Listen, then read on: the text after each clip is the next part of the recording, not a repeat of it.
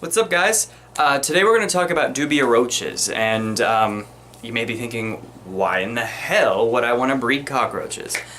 If you have a lot of reptiles like I do, like a lot, like probably too many, but also not enough,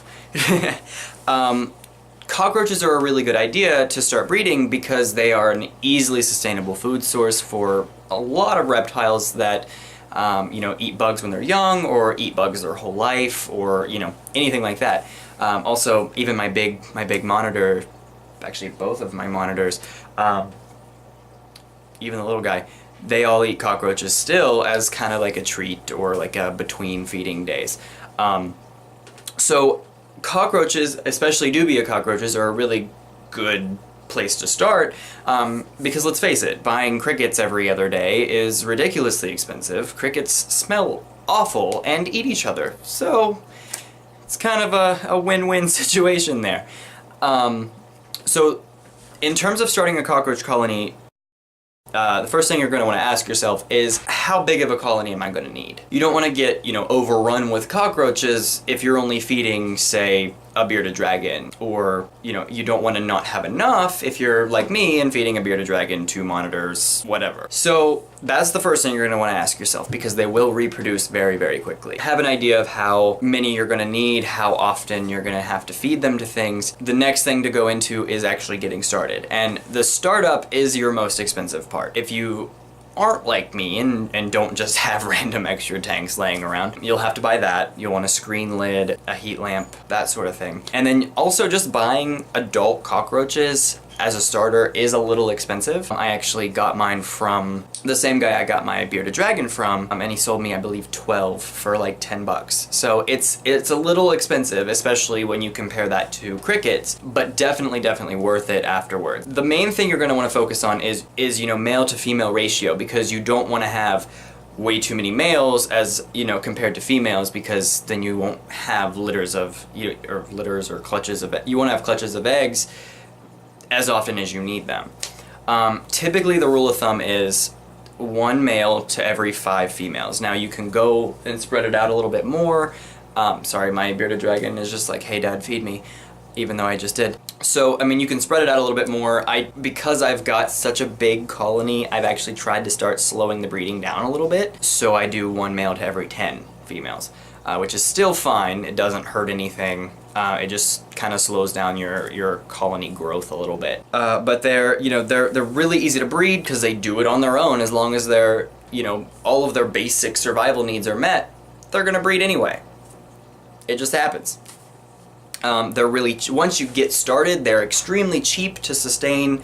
Your most expensive thing you're gonna be buying is a new heat bulb every 3 or 4 months, depending on how warm you keep your house, because if you keep your house pretty warm, you don't even need the heat bulb. But yeah, it's really cheap, it's really easy, they breed on their own because they're cockroaches, and like I said, they do multiply very, very quickly. So we're gonna kind of break things down for you, and hopefully you learned something. Now this is my colony right here. Probably hate me for it because I have it all lit up so you can actually see, but I've got them in a 30-gallon tank, just a standard 30-gallon. There's a crack right there, but whatever, they're just cockroaches. What are they gonna do? Like I said, it depends on your demand for them as to how big of an enclosure you're gonna need them in, because I've actually noticed they'll hit their capacity for the enclosure that they're in and then just stop. I started them out in a 10-gallon tank, then bumped them up to a 20-gallon high, and then have since bumped them up again to this 30, and I'm hoping that the 30 is gonna suffice for ever, cause good God. But like I said, it depends on how many things you're feeding as to how big of an enclosure you're gonna need for them, cause they will fill it. They will definitely fill it. So they're pretty easy to sex because they actually look different, between males and females, and I cannot for the life of me remember that word. For instance, this is a male. The males have wings. They can't actually fly, but the males do have wings, whereas the females look like this. Let me get a hold of her here. Here, honey. the females look like this. They just look like big fat roly-poly bug things. Now this one's actually a fairly small female, so she's pretty young. Some of your older females will get pretty large, like let's say 2 or 3 inches long from nose to butt. But yeah, they're really easy to sex. As young, they're really not, so you can't really tell at all. But the adults are extremely easy. Now I don't know how well the camera is going to focus on this, but if you see along the edge here, this is just Vaseline. Now, Dubia roaches can't actually climb up glass, but as an added precaution, because like most people, cockroaches freak me out a little bit.